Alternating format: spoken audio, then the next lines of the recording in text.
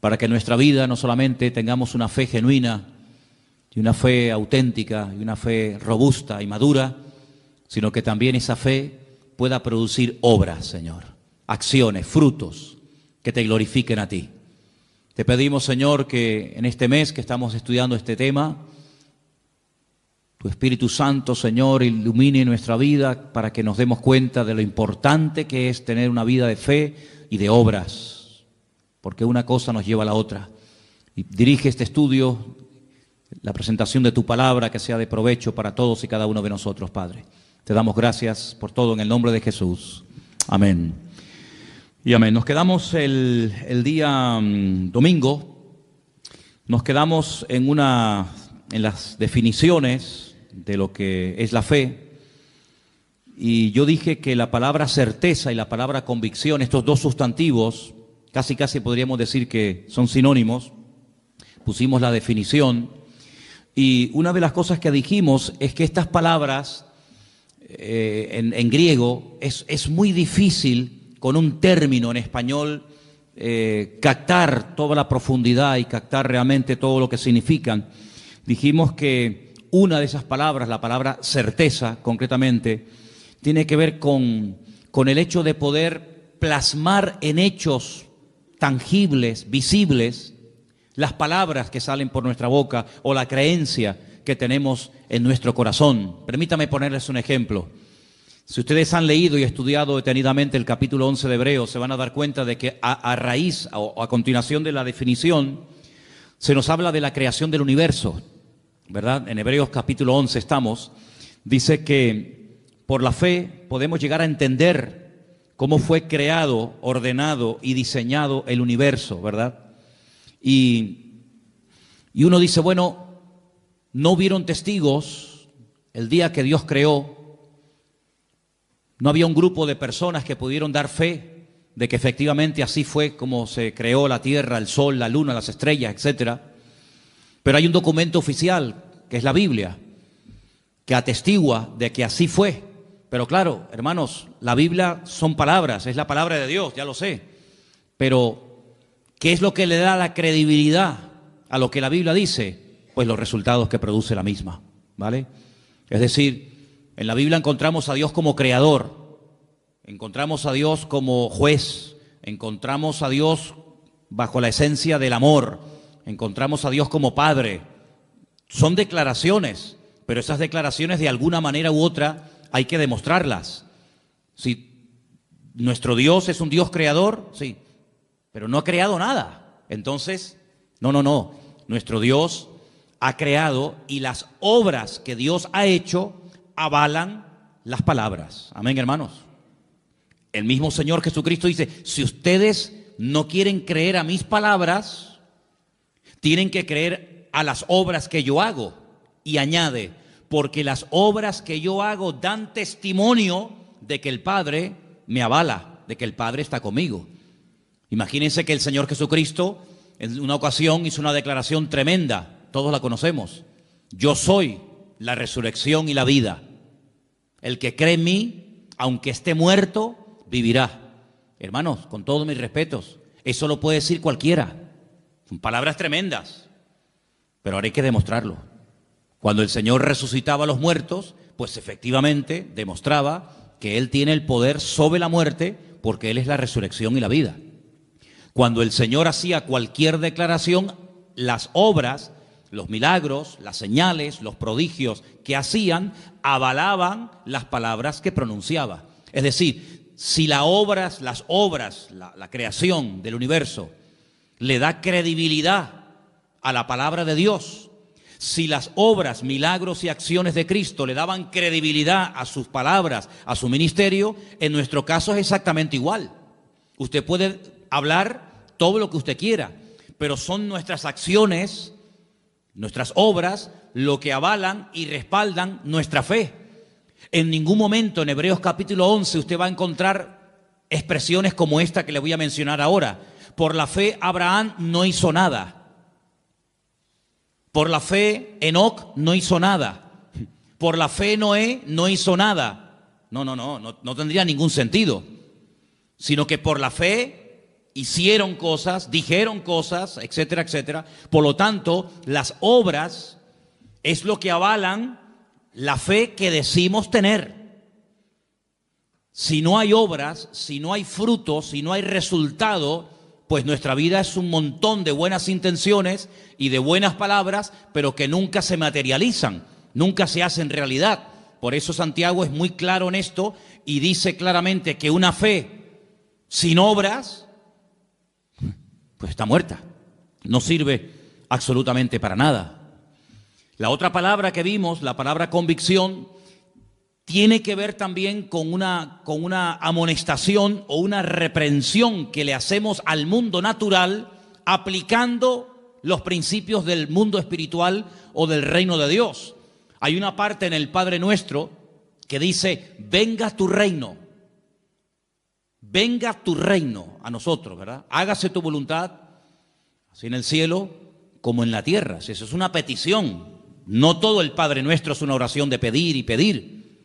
Pero hay peticiones en el Padre Nuestro muy interesantes. Una de ellas, la que le acabo de mencionar ahora. Venga tu reino, es decir, que lo que tú quieres que se produzca en el mundo natural a través de nuestra vida, de la fe, de la oración, etcétera, se produzcan cambios. Pusimos el ejemplo de Jesús cuando atraviesa el mar en tempestad. Él sabía, porque él era la palabra viviente, que él no moriría ahogado, sino que él moriría crucificado. Por lo tanto, si él sabía perfectamente que no iba a morir ahogado, como temieron los discípulos morir, él lo que hace es que cambia aquella circunstancia adversa y cambia la tempestad en bonanza. Como diciendo, esto no es lo que tiene que ocurrir. Por lo tanto, si esto no es lo que tiene que ocurrir, cambiémoslo entonces, ¿verdad? Porque el Señor nos ha dado la capacidad y el poder, a través de la fe, del nombre de Cristo, de su palabra, etcétera, etcétera, de cambiar ciertas y determinadas situaciones que Él, si estuviera en nuestro caso, también las cambiaría. ¿Me explico?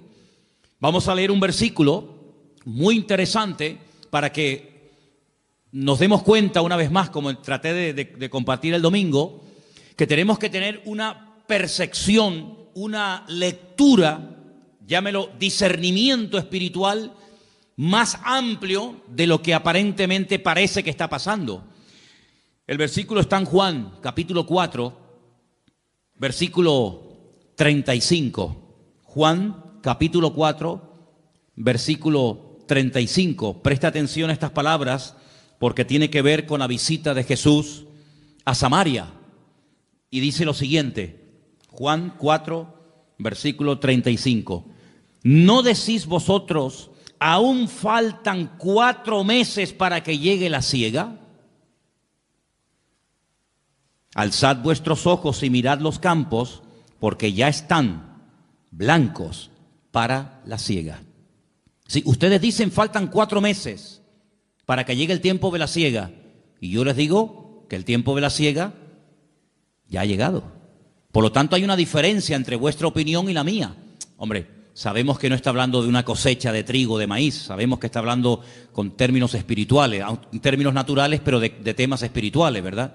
Por lo tanto, la lectura que a veces hacemos de una situación puede ser muy diferente a la lectura que espiritualmente tenemos que darle a una determinada situación. Por ejemplo, hay un momento en el ministerio del Señor Jesucristo que Él anuncia clarísimamente que cuando vayan a Jerusalén, Él va a caer en manos de los judíos y lo van a prender y lo van a maltratar y va a morir y va a ser crucificado. Y claro, uno de sus discípulos, en ese deseo de que no le pase nada a su maestro, le dice, no, Señor, no, que de ninguna manera te acontezca esto. Claro, si hubiéramos estado allí nosotros, hubiéramos dicho, oye, ¿cómo se preocupa Pedro por el Señor, verdad? El Señor está diciendo que lo van a matar y Pedro dice, no, si te van a matar en Jerusalén, vayamos a Capernaum, ¿para qué vamos a Jerusalén? Sin embargo, el Señor no lo felicita. El Señor lo reprende. El Señor le dice, apártate de mí, Satanás. Pues, Señor, sí, es que en este momento está hablando el diablo a través de tu boca. Claro, nadie se dio cuenta de aquello, pero el Señor se dio cuenta de que aquellas palabras bonitas, aquellas palabras aparentemente de amor y de compasión por el Señor, porque lo iban a matar y iban a perderlo, pues no eran palabras basadas en el amor, no venían de parte del corazón del Padre, sino que venían del mismísimo infierno. Era el diablo el que no quería que el Señor Jesucristo fuera a Jerusalén a morir, porque Satanás, que conoce muy bien la Escritura, sabía perfectamente que si el Señor moría en la cruz, se le acababa su autoridad. Por lo tanto, el Señor dice, apártate de mí, Satanás. Luego, cuando el apóstol Pedro, o anteriormente, cuando Pedro dice, tú para mí eres el Hijo del Dios viviente, el Señor lo alaba. El Señor le dice, bienaventurado Pedro, muy bien, estupendo. Ahora sí que has hablado bien, ¿ves? Ahora sí que has acertado, porque esto que has dicho no te lo enseñó tu padre y tu madre, sino te lo reveló mi Padre que está en los cielos. ¿Cómo sabía el Señor, verdad? Cuando hablaba a una persona, ¿cómo sabía discernir la fuente, el origen de esas palabras? Por un lado dice, muy bien Pedro, bienaventurado eres porque esto no te lo reveló sangre ni carne, sino mi Padre que está en los cielos. Y al mismo Pedro, minutos más tarde, le dice, apártate de mí, Satanás. Es que el discernimiento del Señor era perfecto, era increíble. Entonces puede ser que a veces una persona se esté dejando utilizar por el Señor para hablar a tu vida. Bueno, de hecho, los que compartimos la palabra siempre le pedimos al Señor, de alguna manera u otra, que cuando compartimos la palabra el Señor te hable a través de nosotros. Esa es mi petición. Y yo me alegro mucho cuando termina un culto y te dice la gente, oye, pues hoy el Señor me habló a mí, pero es que resulta que tú no lo sabes, pero a mí me han dicho eso 5 o 6 personas que no tienen nada que ver con tu situación, pero la palabra es tan rica y tan amplia, pues que le habla a todo el mundo, a cada uno en sus circunstancias. Pero no nos engañemos, también puede ser que en un momento determinado lo que hablemos no sea totalmente de parte del Señor. Fíjate tú que el mismo apóstol Pedro tuvo que ser reprendido, ¿no? Por lo tanto, la fe nos sacude, nos amonesta para que nos demos cuenta de que a través de la fe podemos cambiar, debemos cambiar circunstancias y situaciones. Solamente quiero recordarles los 2 ejemplos de los 2 grandes hombres de Dios que hablé de ellos el domingo, David y Elías. Eran 2 personas que se dieron cuenta de que detrás de ese hombre tan grande, tan arrogante, estaba el diablo. Detrás de Goliat no solamente era un ejército de los filisteos, sino que había algo más. Eso es un poder espiritual que está hablando a través de este hombre. Y por otra parte también Elías discernió que ya había llegado el momento de actuar y de confrontar al mundo de las tinieblas con un milagro espectacular que terminaría de una vez para siempre demostrando que Baal era un dios falso y que el Dios de Elías era el Dios verdadero, y todos conocemos la historia, Primera de Reyes 18, en el monte Carmelo. Así que nosotros no andamos por la vista, no andamos por las emociones o por los sentimientos o por lo que oímos o por lo que nos cuentan, sino que dice la Biblia que el justo por la fe vivirá. El texto original, que es un texto del Antiguo Testamento, está en Habacuc, dice que el justo por la fe existirá.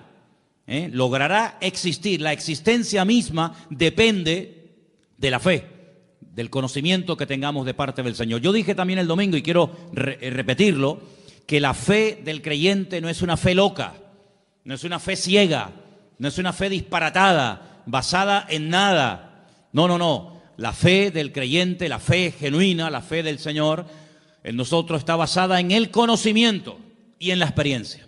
El conocimiento de Él, el conocimiento de su palabra y la experiencia de Él en todos y en cada uno de nosotros. Así que nos movemos por fe, nos movemos porque, en fin, la fe nos ayuda a movernos. Fíjense, por ejemplo, en Hebreos capítulo 11, vamos a ese capítulo, por favor. Hebreos capítulo 11, rápidamente quiero mostrarles algo muy interesante. Ustedes lo han tenido que leer durante toda esta semana. Pues fíjense que, por ejemplo, el primer personaje que se menciona es el caso de Abel, el hermano de Caín, uno de los hijos de Adán y Eva. Dice en el versículo 4, por la fe ofreció. Se hizo algo. ¿Cómo sabemos que Abel tenía fe? Porque ofreció al Señor más excelente sacrificio que su hermano Caín. Luego la fe nos permite ofrecerle, darle al Señor lo que sabemos que tenemos que dar. Cuando no tenemos una fe madura, decimos, hoy este mes no puedo darle al Señor lo que le corresponde, porque si no, no llego. pero por la fe dice, yo le doy al Señor lo que le corresponde, porque yo sé que mi Dios no me va a dejar tirado. Pero fíjate el versículo anterior. El versículo anterior dice que por la fe podemos llegar a entender que, bueno, cómo ha sido constituido, formado, diseñado el universo por la palabra de Dios, de modo que lo que se ve fue hecho de lo que no se ve. Es decir, la fe nos permite entender, la ciencia nos permite conocer. Pero no significa que porque conozcas, ya sabes o ya entiendes lo que está ocurriendo. Sin embargo, la fe te ayuda a entender misterios y cosas que Dios ha hecho que hasta el día de hoy los científicos no saben cómo explicarlo. Se vuelven locos, que si esta teoría, que si fue así, que si fue asado, que si millones de años por aquí, millones de años por allá. Sin embargo, leyendo el documento oficial que da fe de lo que Dios hizo, podemos no solamente conocer, sino podemos entender, ¿verdad?, las cosas. Hay un versículo tremendo que yo lo quería leer el domingo, se me pasó, y quiero leerlo ahora. Está en Deuteronomio 29, 29. Si ustedes pueden aprenderse este versículo de memoria, sería extraordinario, porque es una promesa preciosa que el Señor nos da. Deuteronomio 29, 29, dice así: las cosas secretas, ¿a quién le pertenecen? Al Señor nuestro Dios. Los secretos, los misterios que Él no quiso revelar, ahí quedan, en la mente, en la presencia del Señor. Mas las reveladas, ¿para quién son? Para nosotros y para nuestros hijos, para siempre, para que cumplamos todas las palabras de esta ley. Sí, hay cosas que han quedado en secreto, pues ya está, pues si están en el secreto de Dios, ahí se quedan. Pero hay otras muchas cosas que Dios sí ha querido revelar. Hay otras muchas cosas que Dios quiere que tú y yo sepamos, pues esas son las cosas que tenemos que estudiar en la palabra. Lamentablemente a veces hay gente que está más preocupada por conocer lo que no ha revelado el Señor que por conocer lo que sí ha revelado el Señor. ¿Te das cuenta? Entonces esa promesa tenla siempre presente en tu vida. Si hay palabras de la Biblia que no entiendes, tú puedes pedirle al Señor en oración, sabiduría, revelación, porque dice que lo escrito, lo revelado, y aquí está todo lo revelado, si no nos hubiera escrito, dice la Biblia que todo lo revelado es para nosotros y para nuestra descendencia. Por lo tanto, agárrense a esa promesa. Ahora, hay personajes en el capítulo 11 del libro de la carta a los Hebreos, que la verdad es que podríamos estar hablando años sobre ellos. Pero los tres primeros personajes yo los llamo los tres solitarios. Y esos tres solitarios son Abel, el segundo es Enoc, versículo 5, y el tercero, en el versículo 7, es Noé. Abel, Enoc y Noé. Tres personajes que son tres solitarios. Y una de las cosas que a mí me gustaría en estas clases o estudios o mensajes que estamos dando durante este mes de enero es que con la ayuda del Señor podamos llegar a tener claro en nuestra mente cuáles son las características o la estructura espiritual de una prueba. Es decir, si yo le pregunto a alguna hermana aquí presente, ¿me podría dar usted los ingredientes de un buen potaje de lentejas? Pues me diría, mira, las lentejas, primero lógicamente llevan lentejas, ¿no? Y esto, y se le puede poner esto, y se le puede poner aquello. ¿Y me podría dar usted la receta de cómo se hace una buena paella? Y te dirían, pues mira, una paella pues lleva esto, lleva aquello. Muy bien. Luego tú ya sabes, para hacer algo, lo que te hace falta. Si no tienes todos esos ingredientes, difícilmente te saldrá la comida como tenía que salir. En el sentido espiritual, yo les pongo como tarea, no solamente a los jóvenes, sino a toda la iglesia, lo siguiente. Tomen, por ejemplo, en una libreta y comiencen a apuntar, basándose en vidas, en personajes de la Biblia que fueron tremendamente probados. Les sugiero Abraham, les propongo la vida de José, les propongo la vida de David y otros muchos que ustedes conocen. Lean sus biografías, lean las pruebas por las que tuvieron que pasar y vayan apuntando características de una prueba. Una característica podría ser, por ejemplo, el sentirse solo. Generalmente el que está siendo probado, una sensación que suele experimentar es la soledad, ¿verdad? Elías se sintió solo, David se sintió solo, José se sintió solo y otros personajes. ¿Cuál es la estructura bíblica? ¿Cuáles son las características básicas y elementales de una prueba? Y te vas a dar cuenta de que en todas y en cada una de las pruebas, el elemento, el ingrediente de la fe es indispensable para saber cómo encajar esa prueba, cómo reaccionar ante esa prueba. ¿Cuánto tiempo suelen durar las pruebas en la vida de las personas de la Biblia? Porque las pruebas son temporales, no son permanentes. Uno está siendo probado desde el 1 de enero hasta el 31 de diciembre. En este año vamos a ser probados, pero no todos los días. Habrá momentos como de descanso, ¿no? Pero fíjense estos tres personajes. Miremos al primero, Abel. En aquel momento, aparentemente, según la Biblia, aunque hay indicios de que a lo mejor nació en el momento del parto de Abel y de Caín alguna hermana, pero leyendo la Biblia, digamos en español, vemos que estaba Adán, su madre Eva, su hermano Caín y él. Bien. Sus padres se habían rebelado contra el mismo Dios por desobediencia. Por haberle hecho más caso a la voz del diablo que a la voz del Creador, son expulsados del lugar más maravilloso y fantástico que jamás el Señor haya creado en este planeta Tierra, llamado el Gan Edén, el Jardín del Edén. Son expulsados. Nunca vemos en la Biblia a Adán y a Eva presentando sacrificios, ofrendas, como había enseñado el Señor. Nunca los vemos. Nunca vemos a Adán y a Eva tratando de volver a recuperar aquella comunión que llegaron a tener con el Señor en un principio. De los cuatro mencionados, Adán, Eva, Caín y Abel, al único que vemos verdaderamente íntegro y justo, como dice la Biblia, tratando de hacer las cosas decentemente y con orden, como Dios manda, de los cuatro, uno solo, Abel.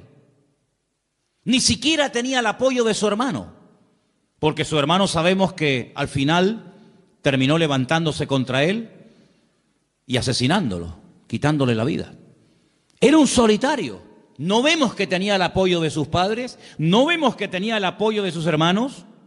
Criado en un ambiente donde recientemente habían sido expulsados sus padres del Jardín del Edén, pero a pesar de tenerlo aparentemente todo en contra, él sabe que hay una forma bíblica, una forma enseñada por el mismísimo Creador de acercarse a Él. Y Él lo que hace es lo que Dios dice.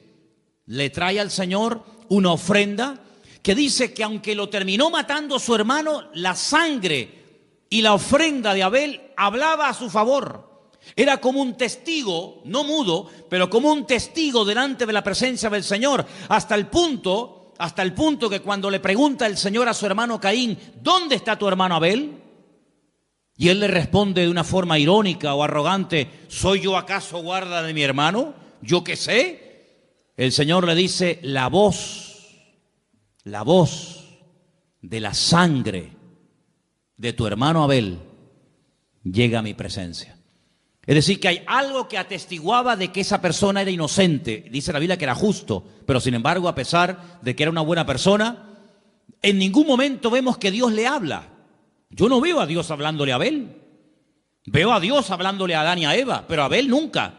Sin embargo, veo al Señor hablándole a su hermano Caín, al desobediente, al rebelde, al que presenta una ofrenda incorrecta, le habla, lo amonesta y le dice, si hicieras las cosas bien, no podrías dejar el pecado a la puerta, como diciendo, ¿no dominarías tú sobre el pecado? Claro, pero es que el problema es que Caín, aunque oyó a Dios audiblemente en varias ocasiones, no cambió.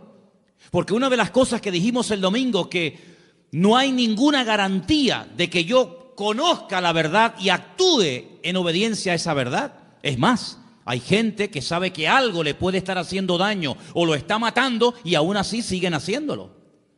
Y tenemos infinidad de ejemplos. tanto en la Biblia como fuera de la Biblia, como hoy en día. Conocemos a personas que incluso han entendido el Evangelio y le han dado las espaldas a Dios y no han querido obedecer la palabra. Luego, el conocimiento es importante, pero cuidado, el conocimiento puede ser la mayor bendición para tu vida o puede ser la peor tragedia, en el sentido de que el conocimiento te da vida o te mata. Porque ahora sabes y ahora no hay excusa. Como dice Pablo a los romanos, hablándole a los judíos en la carta a los romanos, dice, no tienes excusa. No tienes excusa porque tú sabes, tú conoces desde niño la palabra del Señor, pero no la pones en práctica en tu vida. ¿Te das cuenta? Por lo tanto, Abel es mencionado porque es una persona que la fe que tuvo le ayudó a obedecer, le ayudó a desprenderse de algo que a lo mejor humanamente hablando le hacía falta, pero que como él sabe qué es lo que Dios espera de él lo hace. Luego, la fe nos permite entender los misterios de Dios, la creación de Dios, la obra de Dios. La fe nos permite ofrecerle a Dios, darle al Señor lo que le corresponde. Pero fijaros que, por ejemplo, en el caso de Enoc, que ya es la séptima generación, ¿vale? Enoc vivió en la séptima generación después de Adán y Eva. Era un hombre, si ustedes leen su vida, lo poquito que nos dice la Biblia de Enoc, dice que era un hombre que tuvo hijos e hijas. Un hombre que llevaba aparentemente una vida normal, un hombre casado, repito, con hijos y con hijas. Pero lo importante que destaca la Biblia de Enoc no es que estaba casado y que era padre, sino dice aquí en el versículo 5, por la fe Enoc fue traspuesto para no ver muerte y no fue hallado porque lo traspuso Dios, y antes de que fuese traspuesto tuvo testimonio de haber agradado a Dios. Eso es lo que destaca la Biblia de la vida de Enoc. Pero curiosamente, aunque la Biblia nos dice que Enoc no murió, que el Señor lo llevó en vida a su presencia, como hizo también con otro personaje llamado el profeta Elías, a pesar de que la Biblia nos dice que estaba casado, de que era padre, de que era la séptima generación después de Adán y Eva, resulta que hay una pequeña carta en el Nuevo Testamento, que es la carta de Judas, que si quieren pueden venir conmigo, por favor, y ustedes van a encontrar unas palabras muy interesantes que nos habla la Biblia acerca de este personaje llamado Enoc. En la carta de Judas, ¿verdad? Lo tenemos ahí casi al final del Nuevo Testamento. ¿Lo tienen, hermanos? Ok. Tenemos en el versículo 14. De estos también profetizó Enoc. Luego era un profeta. Pero Génesis no dice que era un profeta. Génesis no dice que profetizara. Pero sin embargo, en el Nuevo Testamento dice que Enoc profetizó. ¿Y qué fue lo que dijo? Pues dijo esto que está aquí. He aquí, vino el Señor con sus santas decenas de millares para hacer juicio contra todos y dejar convictos a todos los impíos de todas sus obras impías que han hecho impíamente y de todas las cosas duras que los pecadores impíos han hablado contra él. ¿De quién está hablando aquí este hombre? Está hablando de Dios como juez. En la primera venida el Señor Jesucristo no vino como juez. Pero en la segunda venida la Biblia profetiza de que Cristo el Señor vendrá como juez a juzgar a cada uno según sus obras, ¿sí o no? Luego Enoc profetizó de la segunda venida del Señor. Claro. Entonces por eso los judíos dijeron, no pongamos este libro en el canon del Antiguo Testamento, quitémoslo, porque es un libro demasiado mesiánico, porque el judío dice que el Mesías vendrá una vez. Perdón, los judíos dicen que vendrá una vez, nosotros creemos que vendrá dos veces, ya una que vino como rey, como siervo, y la segunda como rey, como juez. Y si ahora este hombre Enoc dice que ve venir al Señor como juez a juzgar a todos, pues esto como es. Entonces por eso quitaron el libro de Enoc, pero que se puede leer, es un libro interesantísimo, por cierto. Y habla muchísimo acerca de aquellos pecados que había antes del tiempo del diluvio y todo aquello, ¿verdad?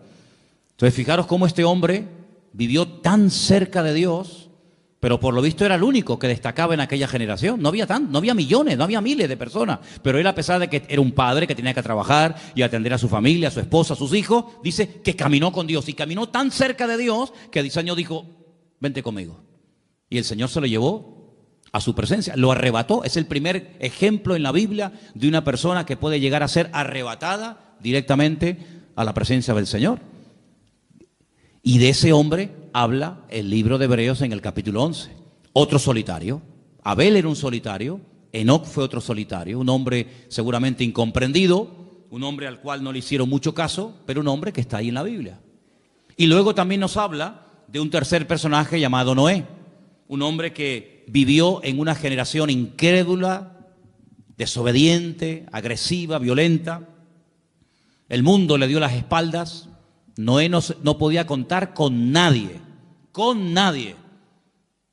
A veces hay gente que no son creyentes, pero puedes contar con ellos para que te echen una mano en algo o lo que sea. Pero Noé, con los únicos con los que pudo contar fue con sus hijos. Gloria a Dios. Y estuvo 120 años, hermanos, 120 años construyendo aquella nave, aquel arca enorme.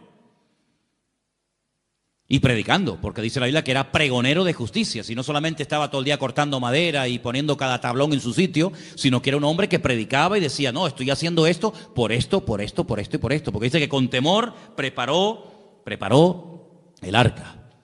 Y vemos un ejemplo de una fe constante, porque la Biblia nos ordena y nos manda a los creyentes a ser personas constantes en la fe. ¿Cuántos dicen amén? Es uno de los grandes problemas de mucha gente, la falta de constancia.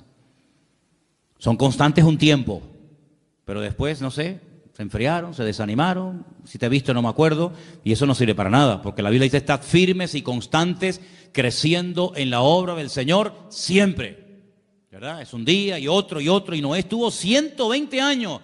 Hombre, la Biblia no dice que se rieran de él, pero yo creo que algunos se reirían de él. La Biblia no dice que se metían con él, pero yo, en mi opinión particular y mi opinión personal, yo creo que más de un vecino diría, pero tú estás loco. Llover, ¿qué es eso de llover? Explícame. Bueno, hasta ese momento no había llovido. La Biblia dice que subía un vapor de la tierra y que era lo que regaba los campos. Así que nunca habían visto caer agua del cielo a la tierra, pero sin embargo Noé le creyó a Dios. Y estuvo trabajando y trabajando y trabajando y toda su vida giraba en torno a la obra de Dios. Involucró a su familia, que esto es muy bonito, hermanos. Los que somos padres, de ahora el mes que viene hablaremos de esto, es muy importante que oremos por nuestros hijos para que no solamente se conviertan, sino que logremos que las familias están involucradas todos los miembros de la familia en la obra del Señor. ¿Habrá mayor privilegio para un padre que ver a sus hijos involucrados en la obra del Señor? Puede ser que uno esté en la música, otro esté en la danza, otro esté en la escuela dominical, otro esté sirviendo al Señor a tiempo completo, pero me da igual. Pero lo hermoso y lo que debemos de orar es para que todas las familias, los miembros de la familia, estén todos involucrados en la obra del Señor, como Sem, Cam y Jafet, hijos de Noé, aprendieron a apoyar a su padre y sobre todo en la obra que su padre hacía, que era la obra del Señor. Amén, hermanos. Cuidado, y las esposas de estos también, porque estaban casados los tres. Entonces ellos eran cabezas de hogar. Eran hombres que supieron dirigir a sus mujeres a la obra de Dios, al servicio del Señor. Y hermanos, todos los que estamos aquí esta noche y todos los habitantes del planeta Tierra le debemos la vida a Noé. Porque ese hombre se mantuvo y durante 120 años estuvo trabajando para el Señor. No conoció a Dios como creador, como el caso de Adán y Eva. Conoció otro aspecto de la naturaleza, de la esencia del Señor, muy interesante y poco predicado, como es la justicia.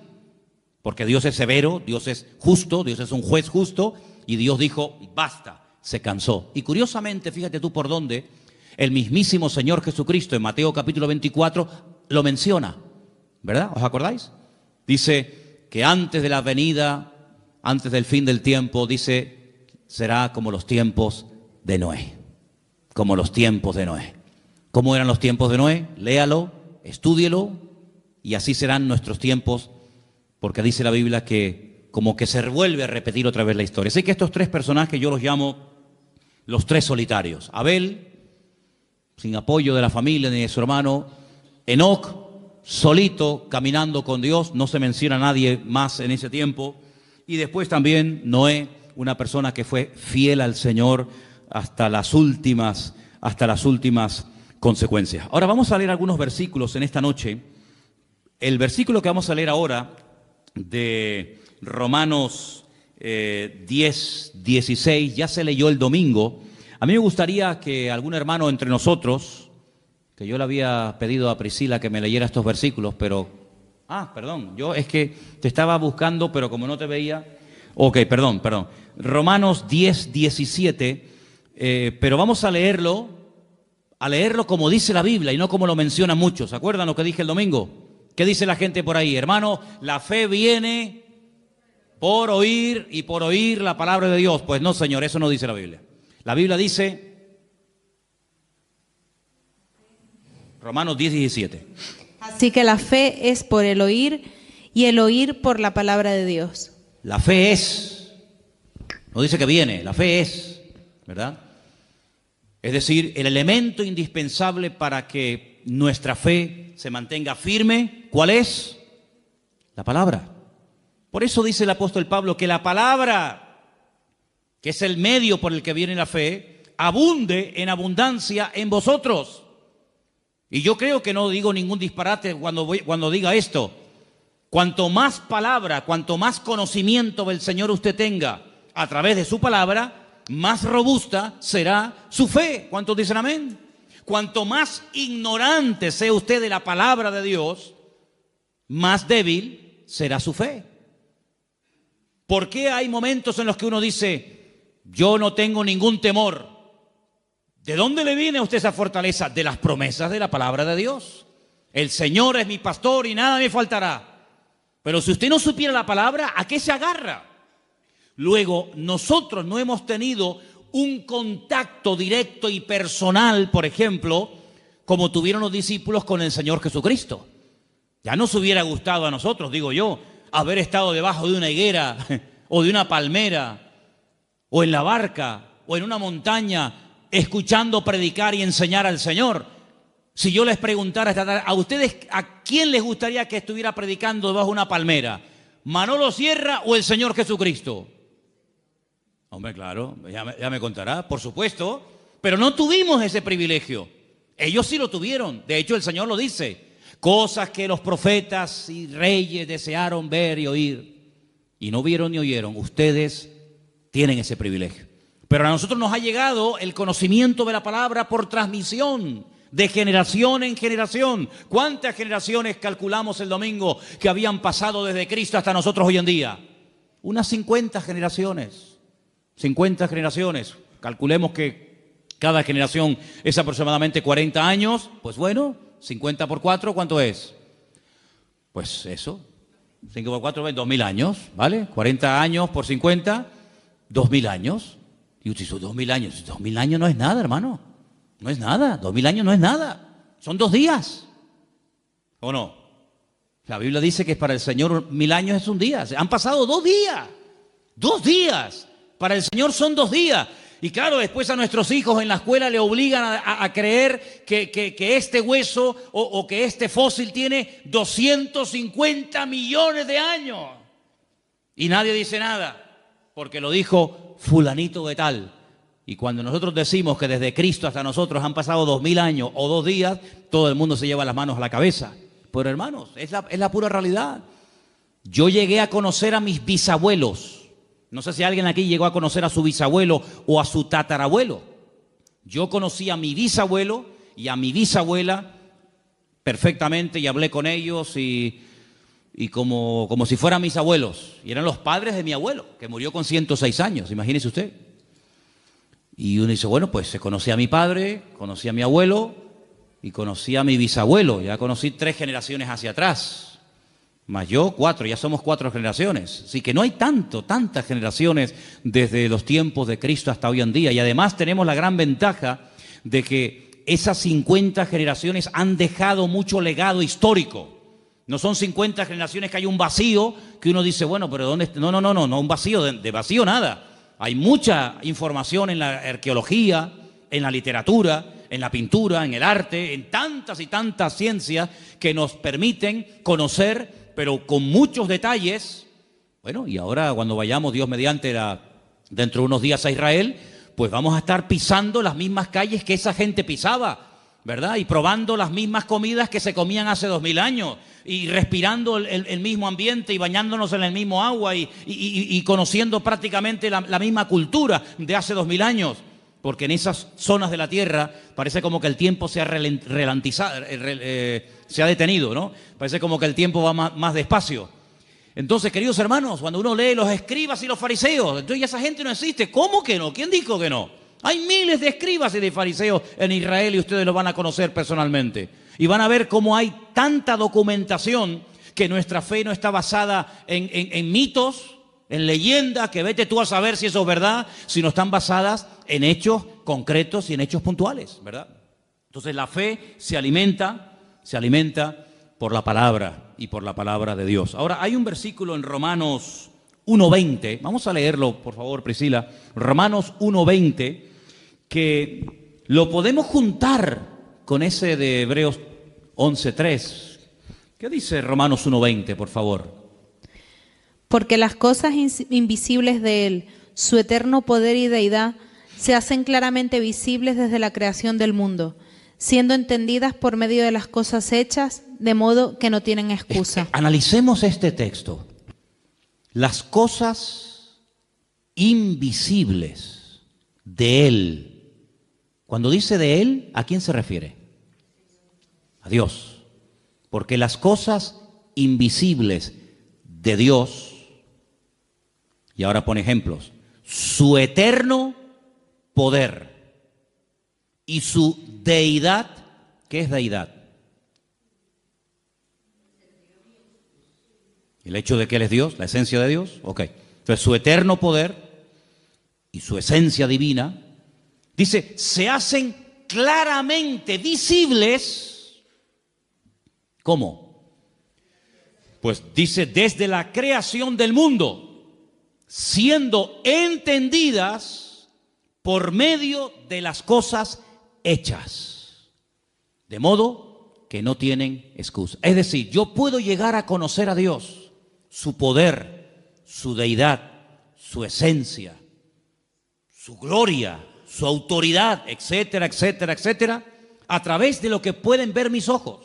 Es decir, cuando usted se para delante del mar, y aquí vivimos en una isla, rodeados de agua por todas partes, cuando uno ve hacia el horizonte la inmensidad del mar, uno se pregunta, bueno, ¿y quién creó esto?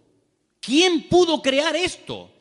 Con una perfección increíble, hermanos, porque si el mar tuviera menos proporción de sal de la que tienen,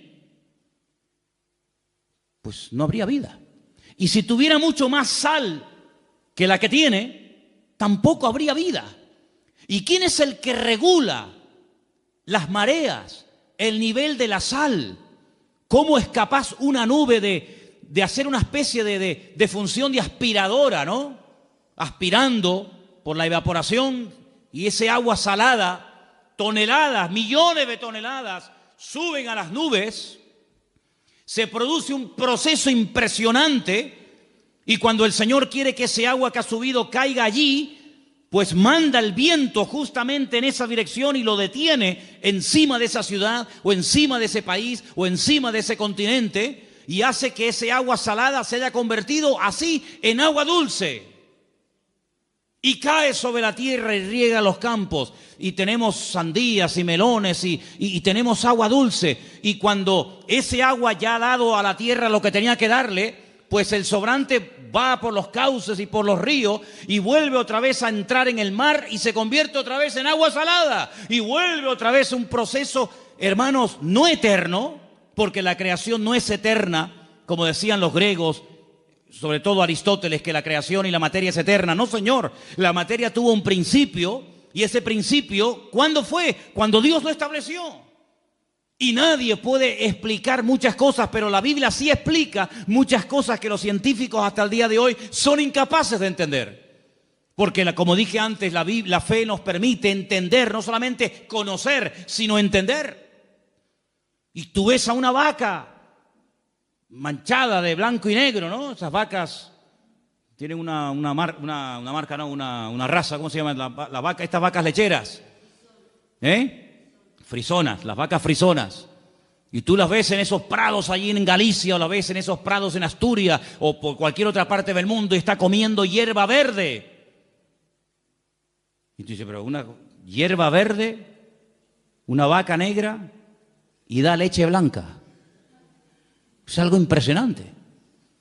Y así tantas y tantas cosas que tú dices, Dios mío, pero hay una armonía, hay una perfección, hay un colorido, hay un diseño, algo increíble. Y hasta Dios ha dotado de una capacidad, de una inteligencia a los animales tremenda. Fíjense, por ejemplo, las langostas, no las langostas estas de mar, sino las langostas estas, los insectos. Incluso creo que las de mar también tienen el mismo proceso 3 o 4 veces durante toda su vida. Crecen más de lo que puede contener el caparazón. El caparazón les termina doliendo y haciendo un daño terrible, porque la langosta quiere crecer y come y engorda, pero el cascarón como que la presiona y sufre unos dolores que se tiene que meter entre rocas y empieza a frotarse entre las rocas hasta que se arranca el caparazón de cuajo. Y sale y crece hasta que le sale otro caparazón y vuelve otra vez a sentirse incómoda dentro de ese caparazón que le impide crecer. Y entonces vuelve otra vez a esconderse y se frota y se golpea contra las rocas y se arranca el caparazón y vuelve otra vez, y así durante toda su vida. Es decir, que si a esa langosta la llevaran al médico porque tiene dolores y le ponen una pastilla o una inyección, le impedirían crecer, le quitan el dolor, pero frenarían su crecimiento. Luego el dolor es lo que hace que se desprenda de lo que le oprime para que pueda seguir creciendo. Es decir, el Señor en nuestra vida a veces nos presiona y nos prueba para que entremos en su presencia y Él nos quite lo que nos oprime el crecimiento, para que podamos seguir creciendo y avanzando para la gloria del Señor. ¿No es sabio el Señor? ¿No es sabio el Señor? Y hay gente que cuando ve una abeja parece que han visto un dinosaurio y salen corriendo. Pues la vida en el planeta Tierra sin las abejas sería totalmente imposible. No habría vida sin abejas. ¿Qué te parece, amigo? Son cosas que uno dice, Dios mío, hay una perfección. Y es que la creación es un reflejo del poder de Dios, de la deidad de Dios. ¿Quién es el que hace que el sol siempre salga por el mismo sitio y se vuelva a ocultar por el mismo sitio, año tras año, siglo tras siglo, milenio tras milenio? Es algo increíble, ¿verdad? Y cómo son la naturaleza, hay frutos para el verano, hay frutos para el invierno, hay frutos para esto, hay frutos para aquello. Si una perfección absoluta, dice que viendo todo eso, que es lo visible, son las obras visibles del Dios invisible, llegamos a la conclusión de que tiene que existir una mente, y es la mente y la presencia de nuestro Dios. ¿Cuántos dicen amén? Pero el hombre es tan bruto, tan cerrado de mollera, que no quiere aceptar que hay un creador. Mira, hay gente atea que no tiene problema en aceptar y en admitir que hubo una persona llamada Jesucristo. No tiene ningún problema, porque sería una barbaridad no querer reconocer que hubo un personaje en la historia llamado Jesucristo. Pero ese mismo ateo, cuando le hablas de que ese Jesucristo, antes de humanarse, antes de encarnarse, era Dios en la eternidad, ahí no quieren llegar. ¿Por qué? Porque aceptar que hay un creador significa que hay un dueño. Y aceptar que hay un creador y un dueño significa de que yo soy producto de su creación y tengo que someterme al creador y al dueño de la creación. Y ahí no llegan, amigos. Entonces prefieren darle la gloria a cualquier otra teoría, prefieren aceptar cualquier otra opinión, por disparatada que sea, antes de reconocer que hubo un Dios que puso un orden y un diseño y cada cosa en su sitio, y a través de lo visible podemos entender que Dios es un Dios real y poderoso. ¿Cuántos dicen amén? Entonces, sin fe es imposible agradar a Dios. porque dice que el que se acerca a Él o el que quiere comenzar a entender las cosas, lo primero que tiene que entender y aceptar es que hay un Dios creador. Conocí una vez a una persona que me dijo, yo creo de Cristo para adelante, pero no creo ni acepto nada de Cristo hacia detrás. Y le dije, ¿por qué? Dice, porque yo soy un hombre de ciencia. Y yo le dije, usted no es un hombre de ciencia, usted lo que es un necio, según la Biblia. Porque si usted no acepta de Cristo hacia atrás, ¿en qué basa usted su fe? Si no hubiera un antes de Cristo, lo que llamamos vulgarmente un Antiguo Testamento, ¿sobre qué se construye el Nuevo Testamento? ¿Sobre mitos? ¿Sobre opiniones?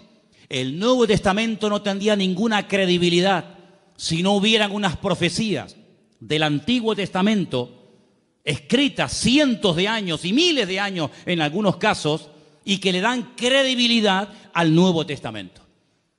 Y lógicamente un Antiguo Testamento sin el Nuevo Testamento pues sería una historia que no termina nunca de cumplirse, sino simplemente un montón de palabras y de buenas intenciones y de muchas profecías que se dijeron en el tiempo y en el espacio, pero que nunca tuvieron un fiel cumplimiento, sobre todo en la persona de Cristo. Por lo tanto, ambos se necesitan el uno al otro.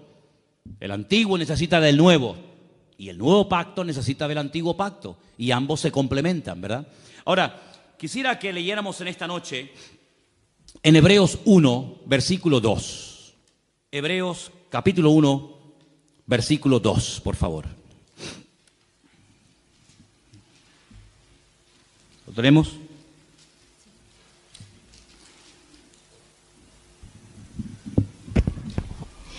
En estos postreros días nos ha hablado por el Hijo, a quien constituyó heredero de todo, y por quien asimismo hizo el universo. En estos postreros días. ¿En qué postreros días? ¿En los que se escribió Hebreos o en estos? Porque hoy en día estamos más en los postreros días que hace 2000 años cuando se escribió la carta a los hebreos, ¿sí o no? Si en aquellos tiempos ya se estaba hablando de los postreros días, imagínense nosotros hoy en día. En estos últimos días nos ha hablado por el Hijo, a quien constituyó heredero de todo. ¿Quién lo constituyó heredero de todo? El Padre. Bien. Y por quien asimismo hizo el universo. ¿Quién hizo el universo? ¿Dios o Jesucristo?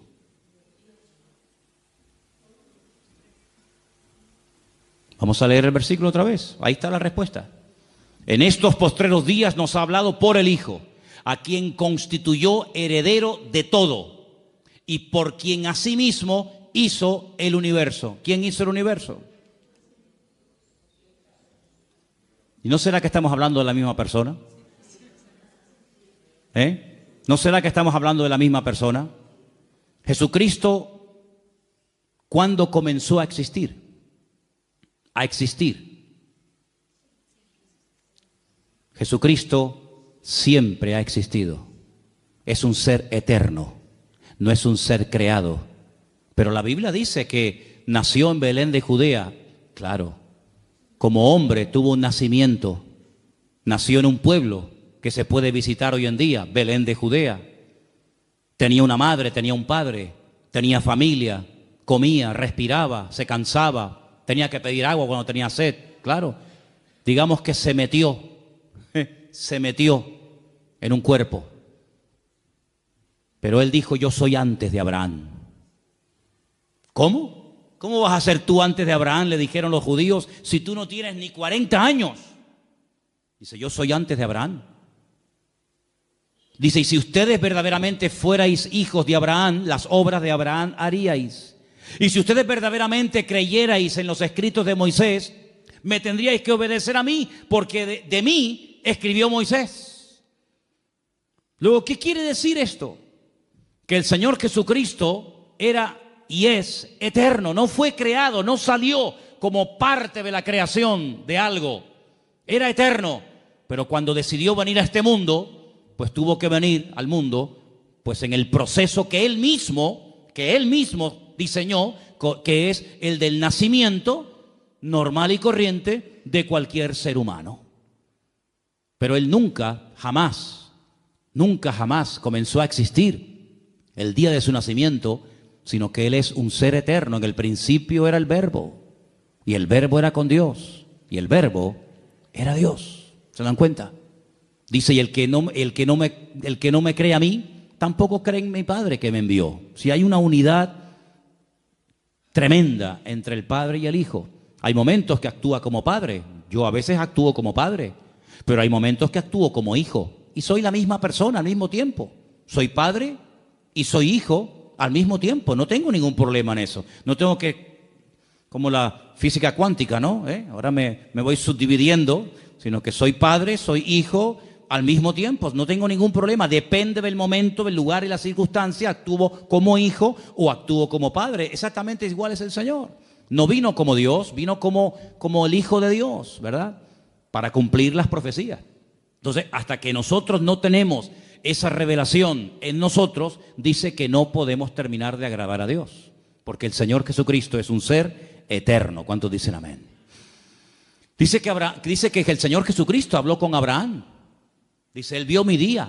No recuerdan las palabras del Señor. Dice, Él vio mi día y se gozó. El Señor Jesucristo habló con Abraham. ¿Qué te parece, amigo? Luego el Señor Jesucristo, como Dios, siempre existió, pero lógicamente como ser humano tuvo un principio, nacimiento, como todos los seres humanos.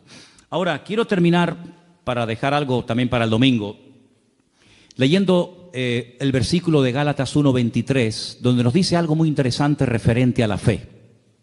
Gálatas 1:23, por favor. Vamos a prestar atención a este texto.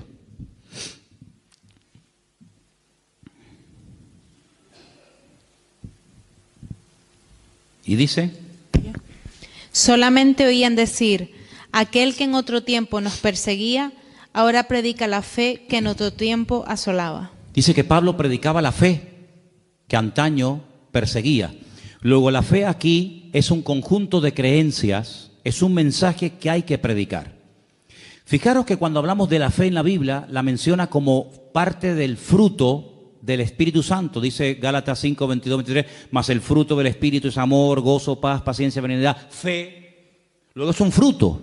Un fruto es algo que va madurando con el paso del tiempo. Y menciona la fe como una de las características, como parte del fruto que produce el Espíritu de Dios en nosotros. Luego, en nuestra vida, aunque sea como fruto, la fe se tiene que notar. Pero fíjate que después, por ejemplo, cuando llegamos a la lista de 1 de Corintios capítulo 12, donde se mencionan 9 dones, uno de los dones que se mencionan ahí es el don de la fe. Luego, ¿qué es? ¿Un fruto o es un don?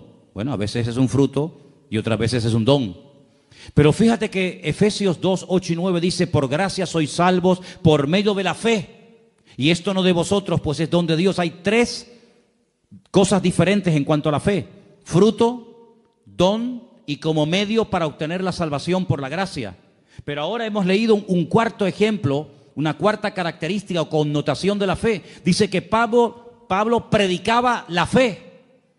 No estaba predicando de un don, no estaba hablando de la fe como un fruto, sino predicaba la fe. Luego la fe es un conjunto de creencias. Son las dogmas, los principios elementales en los cuales nosotros creemos. Son los dogmas de nuestra fe. Uno de los dogmas de fe nuestro dice que nosotros creemos en la inspiración de las Sagradas Escrituras como palabra de Dios. Uno de los dogmas de fe es que creemos en la obra expiatoria de Cristo en la cruz del Calvario. Sí, hay unos dogmas de fe y Pablo dice que les predicaba de la fe. Es decir, les predicaba de lo que uno cree. ¿Por qué hay creyentes que se preocupan más en predicar y en compartir con la gente, llamamos inconversa, de lo que no creen que de lo que verdaderamente creen? Hay creyentes que a veces se pegan horas hablando con inconversos y no paran de hablarle de lo que no creen. Mira, nosotros no creemos en esto, no creemos en no sé qué, nosotros no, en eso no creemos, no, eso no lo creemos. Termina la conversación, la persona con la que has estado hablando y tomando café toda la santa tarde ya sabe en lo que no creen. Hasta mañana, adiós. Y la señora dice, ¿y en qué cree? Porque si no cree en el Papa, no cree en no sé qué, no cree en no fue canto, no cree en no tal, no cree en cuál, no cree. Pero no me he enterado en lo que creen. Entonces hay que aprender a predicar de la fe. Porque sabe una cosa, generalmente la gente allá afuera tiene más claro lo que tú no crees, pero no tienen claro lo que tú crees. La gente allá afuera sabe que nosotros en nuestras iglesias no tenemos imágenes, porque ellos saben que nosotros no creemos ni adoramos imágenes. Ellos lo saben. Ellos lo que no tienen muy claro, ¿qué es lo que tú y yo creemos? Y es ahí donde entra este versículo muy interesante que dice que Pablo les predicaba de la fe, y eso es de lo que tenemos que predicar. Nosotros creemos que Jesucristo murió por nosotros en la cruz, que sin la muerte de Cristo no hay salvación. Nosotros creemos en el cielo, creemos en el infierno, nosotros creemos en la resurrección de Cristo. Así, vamos a predicar más de lo que creemos, porque el diablo a veces es muy astuto y nos pone a gente en el camino que lo que quieren es hacernos perder el tiempo, confesando lo que no creemos. Pero ¿saben dónde está la fuerza, la autoridad y la victoria que revienta el mundo espiritual? En predicar lo que creemos. Porque el diablo no quiere que prediquemos en lo que creemos. El diablo no tiene ningún problema en decir, yo no creo en las imágenes y por eso no las adoro. Eso al diablo no le hace daño. ¿Saben lo que le hace daño? Cuando yo digo, yo creo en el poder de la sangre de Jesucristo, yo creo en el poder del nombre de Jesucristo que venció al diablo y lo derrotó y no tiene ninguna autoridad. Yo creo que mi Señor es el Rey de Reyes y Señor de los Señores. Hermano, el diablo ante eso sale corriendo. No soporta oír a una iglesia y a un creyente que hable de lo que cree y no tanto de lo que no cree. Por eso la fe tiene que ser predicada y compartida. Pablo le decía no solamente a los Gálatas, ¿no? Sino Pablo también le decía, por ejemplo, a los tesalonicenses, me alegro, me gozo de que la fe que tenéis en el Señor se va divulgando, se va extendiendo por el mundo. En otras palabras, que la gente diga, estos creen en esto y esto. ¿Saben qué bonito cuando la gente de la calle viene a pedirnos oración? Porque ellos saben que nosotros creemos que tenemos un Dios de milagros. Es tremendo. Entonces, eso es lo que tenemos que predicar y compartir cada día más. Todos los personajes, los 18 personajes, creo que ya los han contado, los 18 personajes de Hebreos capítulo 11, todos pusieron su confianza en Dios, se agarraron a las promesas del Señor y fueron fieles hasta la muerte por esa fe y por ese conocimiento que habían adquirido. Y quiero terminar leyendo 2 versículos, si me permiten. Salmo 33, los voy a leer yo. Salmo 33, versículo 6 y Salmo 33, versículo 9. Repito, Salmo 33, versículo 6, y dice así: por la palabra de Dios fueron hechos los cielos, y todo el ejército de ellos por el aliento de su boca. ¿Dios tiene ejércitos? Una vez en un campamento de jóvenes en la península, en un tiempo de preguntas, el pastor me dijo, oye, ¿por qué no dejas a la gente que te haga preguntas? Y digo, vale. Y un chico se levantó y me dice, es que yo no termino de entender por qué a Dios se le llama el Dios de los ejércitos. Y yo le dije, es que Dios no es un pacifista. A Dios le encanta la guerra. Y se quedó así como asustado, ¿no? Pero cuidado, espérate. Cuando el Señor habla de sus ejércitos, hay 2 aplicaciones de esa expresión. Los ejércitos de Dios habla de su creación, de las estrellas, los astros, todo el firmamento, pero también habla de sus ángeles. En el mundo espiritual hay guerra, ahora mismo hay guerra. Los ángeles, cada vez que la iglesia se pone a orar o a ayunar, cada vez que un cristiano dobla sus rodillas ante la presencia del Señor, los ángeles, hermanos, se revolucionan en el mundo espiritual que ni te imaginas. Hay guerra en el mundo espiritual. No hemos sido creados y diseñados salvo alguna excepción para ver eso, pero yo te puedo asegurar que todo lo que ocurre aquí en la tierra es simplemente una sombra, un reflejo, ¿verdad?, de lo que está ocurriendo en el mundo espiritual. El Señor nos ha diseñado de esa manera que todo lo natural puede proyectar sombra ¿verdad? Nuestra sombra se proyecta, la sombra no es real, el real soy yo, pero lo real puede reflejar sombra. En el cielo, las batallas que se producen en el cielo, ¿verdad?, entre ángeles y demonios, se reflejan como sombra en la tierra. Entonces vemos guerras por aquí, guerras por allá. Todo eso es simplemente la punta, es como el iceberg. Tú ves a un iceberg y ves una montaña de hielo, pero hay más por abajo que por arriba. Bueno, pues el mundo espiritual es al revés, ¿verdad? Lo grande, lo poderoso se lleva arriba y en pequeña escala se lleva abajo. Está como al revés, el orden está invertido. En la Biblia el futuro está en pasado y el pasado está en futuro. Entonces las mayores guerras que se están librando ahora mismo en el mundo no son aquí en la tierra, son en el mundo espiritual. Pablo dice que nuestra lucha, ¿a quién le habla? A los cristianos. Nuestra lucha no es contra sangre y carne, pero dice que nuestra lucha. Luego hay lucha, hay batalla. Habla de yelmo, de espada, de coraza, ¿verdad? Nuestra lucha es contra principados y contra potestades, contra gobernadores de las tinieblas en las regiones celestes, contra huestes espirituales de maldad. Luego hay una batalla. Pablo dice, yo he peleado la buena batalla, pero ¿cuándo te vimos a ti cogiendo una espada y matando a nadie? No, es que él habla de una batalla espiritual. Peleamos contra demonios, peleamos contra poderes espirituales, ¿verdad? Y la iglesia tiene la obligación de pelear ahí, porque lo que no ganes arriba no lo va a ganar abajo. Hay gente que quiere ganar aquí, pero primeramente hay que ganar allí para atar allí, para soltar aquí, dice la palabra, ¿verdad? Entonces, cuando uno va a la palabra, uno se encuentra de que Dios hizo los cielos con el poder de su palabra y todo su ejército. Bueno, lean ustedes el libro de Daniel. Hay momentos en los que Daniel oraba y ayunaba y no.